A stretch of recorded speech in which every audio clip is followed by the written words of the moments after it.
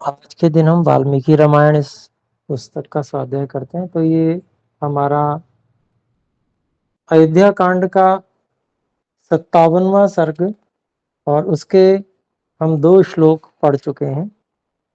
यहाँ जो कैकेयी जी ने भरत जी को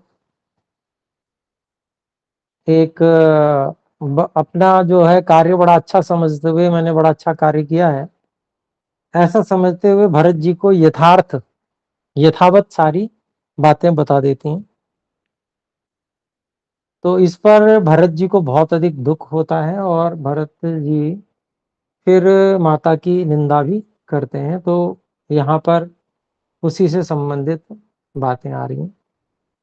तो आइए देखते हैं, तीसरा श्लोक है। दुखे में दुखम करो, दुखे में दुखम करोर्व्रणे क्षारमिवादधाः राजानं प्रेतभावस्थं कृत्वा रामं च तापसम्। अलग अलग शब्द हैं। दुखे में दुखम अकरोह, व्रणे क्षारम इव अदधाह राजानं प्रेतभावस्थं कृत्वा रामं च तापसम्। तो इसका अन्वय इस प्रकार से हम करते हैं। राजानं प्रेतभावस्थं रामं च तापसं कृत्वा मे दुखे दुखम अकरोह व्रणे क्षारम इव अदधाह। तो भरत जी कह रहे हैं माता से, कैकेयी जी से, कि महाराज को मृत्यु को प्राप्त करा के और श्री राम जी को वन भेजकर, तपस्वी बनाकर, कृत्वा मैं दुखे दुखम अकरो, मुझे दुख में और दुख आपने मेरे लिए कर दिया। और जिस प्रकार से घाव पर कोई क्षार या नमक रख दे, उसके समान आपने ये कार्य किया है, ऐसा माता कैकेयी को उन्होंने कहा। फिर चौथे श्लोक में देखते हैं। मृत्युमापादितो राजा त्वया मे पापदर्शिनी सुखम परिहृतं मोहात् कुलेस्मिन् कुलपांसनि। तो यहाँ शब्द अलग अलग करते हैं। मृत्युम आपादितः राजा त्वया मे पापदर्शिनी सुखम परिहृतं मोहात् कुलेस्मिन् कुलपांसनि। इसका अन्वय इस प्रकार करते हैं। हे पापदर्शिनी, त्वया मे राजा मृत्युम आपादितः, हे कुलपांसिनी, हे कुलपांसनि, मोहात् अस्मिन् कुले सुखम परिहृतम। माता को पाप दर्शिनी अर्थात पाप ही जिसका दर्शन बन चुका है, अर्थात जो पाप ही विचार कर सकता है, पाप को ही विचार करके पाप करना चाहता है, ऐसा ऐसा संबोधन माता को किया है कि हे पापदर्शिनी, मेरे राजा को तुम्हारे द्वारा मृत्यु के पैरों में डाल दिया गया, मृत्यु से आपादित कर दिया गया। और हे कुल का नाश करने वाली, तुमने मोह से इस कुल के सभी सुखों को हर लिया, चुरा लिया है।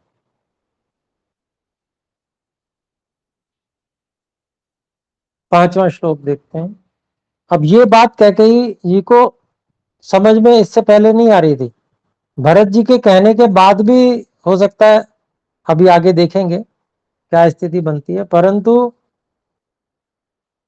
सब ने उलाहनाएं कितनी ही दी, पर कैकेयी उस कार्य को अच्छा ही समझ रही थी अभी तक। अभी भरत ने भी ये उलाहना इसी प्रकार की देनी शुरू की है। आइए 5वां श्लोक देखते हैं। ननु त्वार्योऽपि धर्मात्मा त्वयि वृत्तिमनुत्तमाम् वर्तते गुरुभृत्यज्ञो यथा मातरि वर्तते। तो इसके शब्दों को अलग करें। ननु तु आर्यः अपि धर्मात्मा त्वयि वृत्तिम अनुत्तमाम वर्तते गुरुवृत्तिज्ञः यथा मातरि वर्तते। इसका अन्वय इस प्रकार से करेंगे। धर्मात्मा आर्यः अपि तु ननु त्वयि अनुत्तमां वृत्तिम वर्तते गुरुवृत्तिज्ञः यथा मातरि वर्तते। तो यहां पर भरत जी कह रहे हैं आर्यः, धर्मात्मा आर्यः, जो धर्मात्मा श्री राम अत्यंत श्रेष्ठ, आर्य श्रेष्ठों का कहते हैं।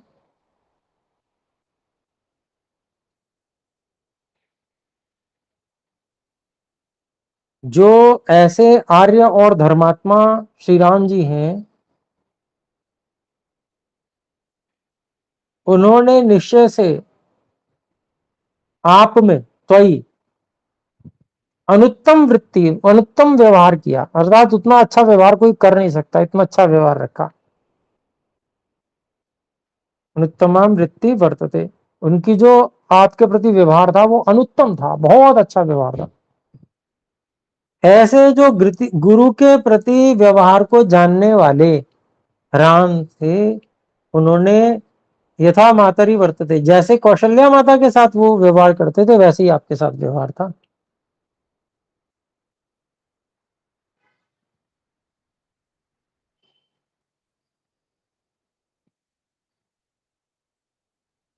फिर आगे कहते हैं, देखिए 6ठे श्लोक को देखें।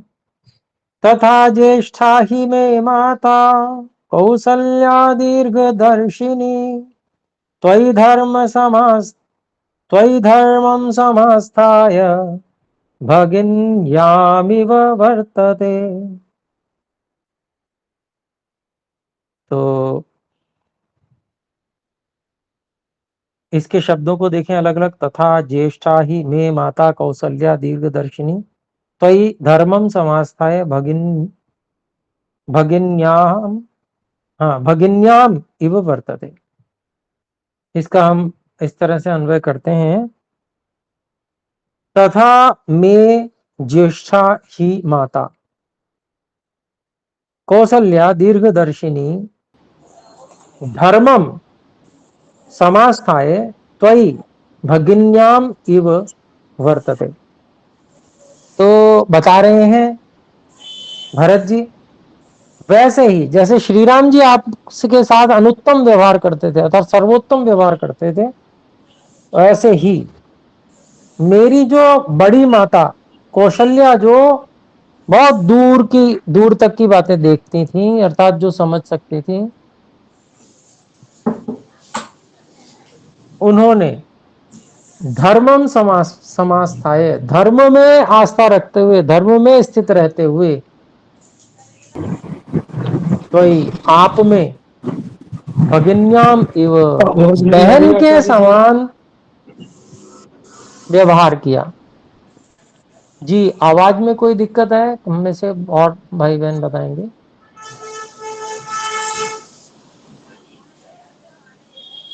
चंपा जी से निवेदन है कृपया माइक म्यूट करें।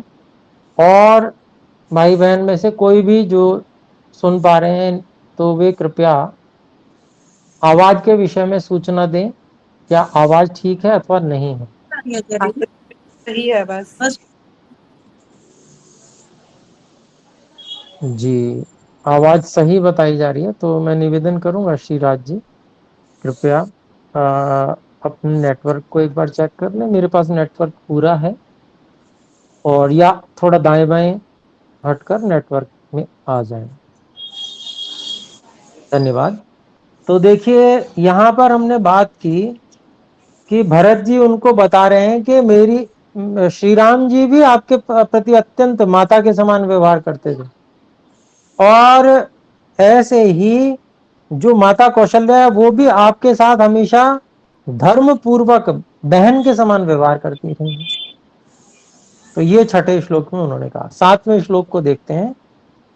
तस्याह पुत्रम महात्मानम चीरवल्कलवाससम अस्थाय वनवासाय कथम पापेन शोचसी। तो यहां पर कह रहे हैं, इसके शब्दों को अलग अलग करें। तस्याह पुत्रम महात्मानम चीर वल्कल वाससम प्रस्थाय प्रस्थाप्य वनवासाय कथम पापे न शोचसी। इसका अन्वय इस तरह से करते हैं। तस्याह महात्मानम पुत्रम चीर वल्कल वाससम। तस्याह महात्मानं पुत्रम वनवासाय प्रस्थाप्य चीरवल्कल वाससम आपे कथम न शोचसी। मैं फिर से निवेदन करूंगा, चंपा जी आपका माइक अनम्यूट है, उसे म्यूट कर लीजिए, डिस्टरबेंस आ रहा है पीछे से। धन्यवाद, सभी को बाधा हो रही है इसलिए निवेदन है। तो देखिए, यहां पर हम इसका जो अन्वय भी कर चुके हैं। तो इसका अभिप्राय हुआ उन महात्मा श्री राम जी के जो कि पुत्र हैं, तो जो पुत्रवत आपके ऐसे महात्मा श्री राम जी का को वनवास के लिए भेजकर उनको चीर वलकर वलकल इत्यादि वस्त्र धारण कराकर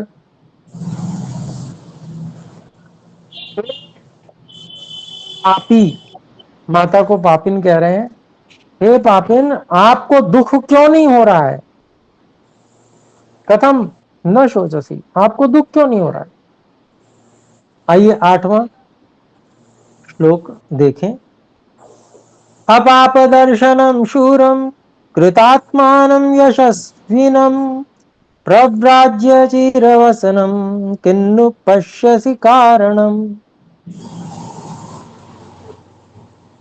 तो शब्द अलग अलग करें। अपाप दर्शनम, शूरम, कृतात्मानं, यशस्विनं, प्रव्राज्य चिरवसनम किन्नु पश्यसि कारणम। तो कहते हैं, इसका अन्वय भी करते हैं अपने लोग। हे अपाप दर्शनम, न संबोधन नहीं है। अपाप दर्शनम शूरम कृत आत्मानम यशस्विनम चीरवसनम प्रव्राज्य किम कारणम पश्यसी। प्रश्न कर रहे हैं कैकेयी माता से भरत जी कि अपाप दर्शनम, जो कभी भी पाप मन में नहीं रखते हैं और बहुत शूरवीर हैं, कृत आत्मानम, जो हमेशा किए उपकार को कभी भूलते नहीं, कृतज्ञ रहते हैं, उदार मन वाले हैं और यशस्वी हैं, उनको चीर वसनम अर्थात चीर वलकल वस्त्र पहनाकर प्रव्राज्य और वन की ओर भेजकर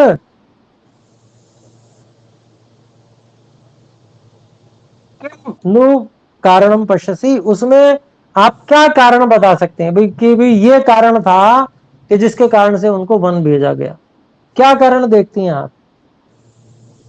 अर्थात उन्होंने कहा कि भाई आप अपनी जो अपना जो कृत्य है उसको जस्टिफाई करके बताइए, कारण बताइए। आप प्रश्न किया जाता है ना, तो वैसे ही यहां पर भी प्रश्न कर रहे हैं।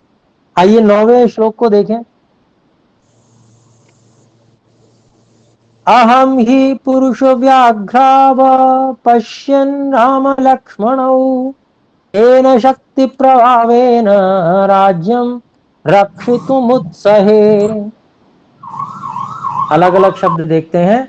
अहम ही पुरुष व्याघ्रौ अपश्यन् राम लक्ष्मणौ केन शक्ति प्रभावेन राज्यं रक्षितुम उत्सहे। तो आइए इसका अन्वय देखें। तो पुरुष व्याघ्रौ राम लक्ष्मणौ अपश्यन् ही अहम केन शक्ति प्रभावेन राज्यम रक्षितुम उत्सहे। तो प्रश्न कर रहे हैं। पहले प्रश्न किया कि भाई आप कारण बताओ, कोई न्याय संगत कारण है आपके पास में जो आपने इतने धर्मात्मा, शूरवीर, कृतज्ञ रहने वाले, उदार मन, यशस्वी, उनको जो है चीर वस्त्र वलकल पहना के और आपने वन की ओर भेज दिया। और फिर दूसरा अगला प्रश्न कर रहे हैं कि जो दो सिंह के समान पुरुष हैं, ऐसे राम और लक्ष्मण भ्राता, इनको न देखता हुआ, अपश्यन, इनके पास न रहते हुए, निश्चय से अहम, मैं, केन शक्ति प्रभावेन, कौन सी शक्ति के प्रभाव से मैं राज्य की रक्षा करने में समर्थ हो सकता हूं, ये प्रश्न कर रहे हैं। सब मिलकर राज्य की रक्षा करते, परंतु आपने उनको वन में भेज दिया। आइए 10वें श्लोक को देखें।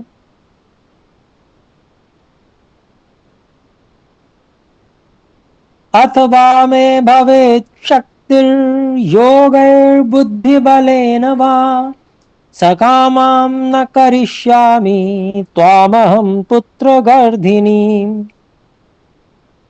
तो भरत जी कह रहे हैं, इसको हम शब्दों को अलग अलग करते हैं।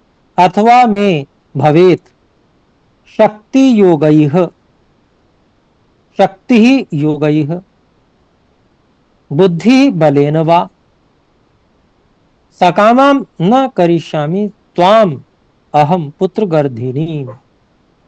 तो कहते हैं इसके अन्वय को हम देखें। अथवा शक्ति ही योगैः बुद्धि बलेन वा मे भवेत सकामां पुत्र गर्धिनी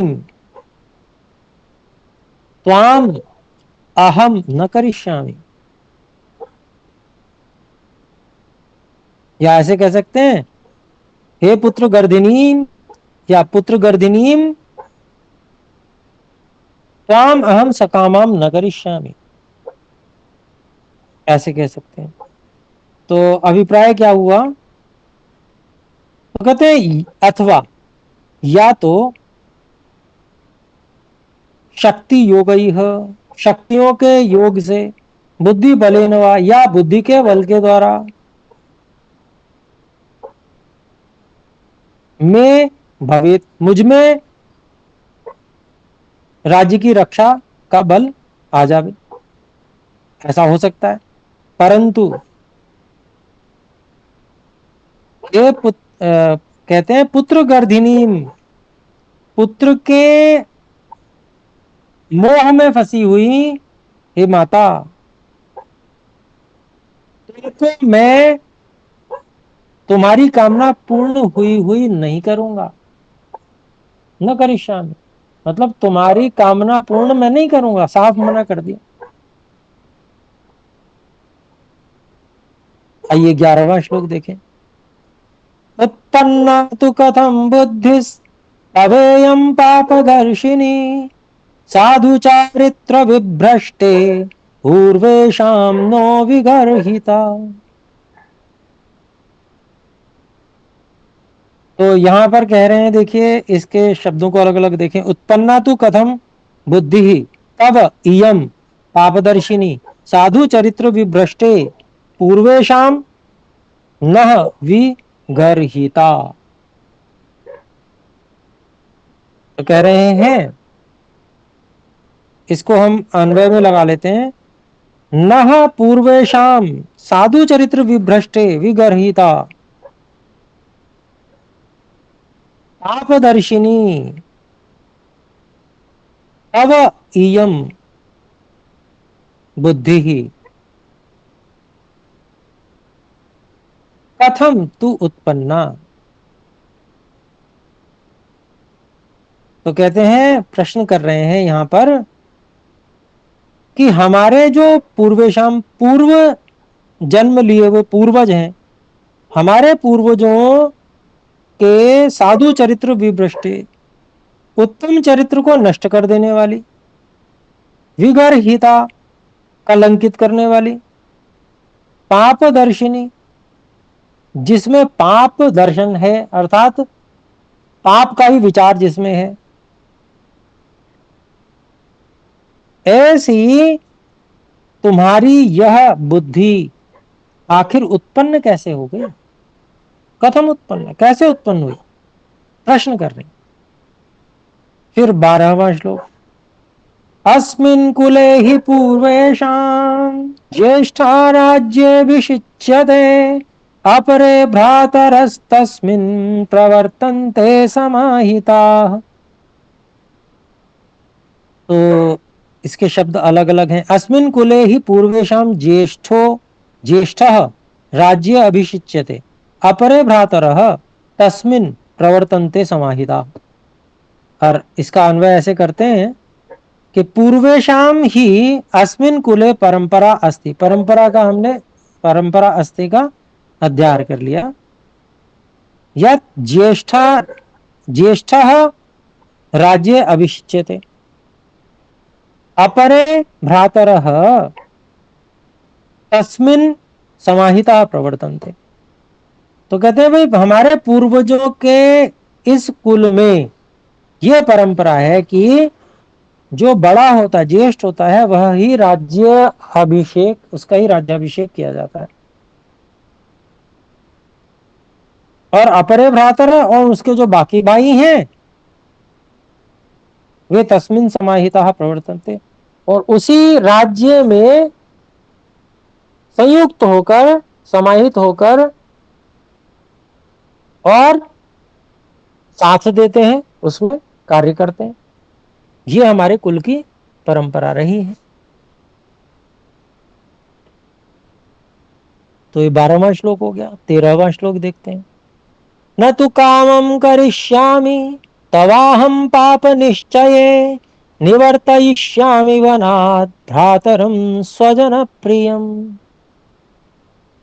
तो सरल है, न तु कामं करिष्यामि तव अहम पाप निश्चये निवर्तयिष्यामि वनात् भ्रातरम स्वजन प्रियम। अन्वय इस प्रकार से करते हैं, हे पाप निश्चये अहम तव कामम तु न करिष्यामि भ्रातरम स्वजन प्रियम भ्रातरम वनात् निवर्तयिष्यामि। तो भरत जी कह रहे हैं कि हे पाप का निश्चय करने वाली, मैं तुम्हारी जो कामना है उसको पूरा नहीं करूंगा, न करिष्यामि। और जो अपने जनों को प्रिय है ऐसे भाई को वन से वापस लेकर आऊंगा। तो ये निश्चय करके उनको बता रहे हैं कैकेयी जी को। तो यहीं तक रखते हैं, समय हो चुका है। आइए एक बार ओम का उच्चारण करके कक्षा को विराम करें। ओ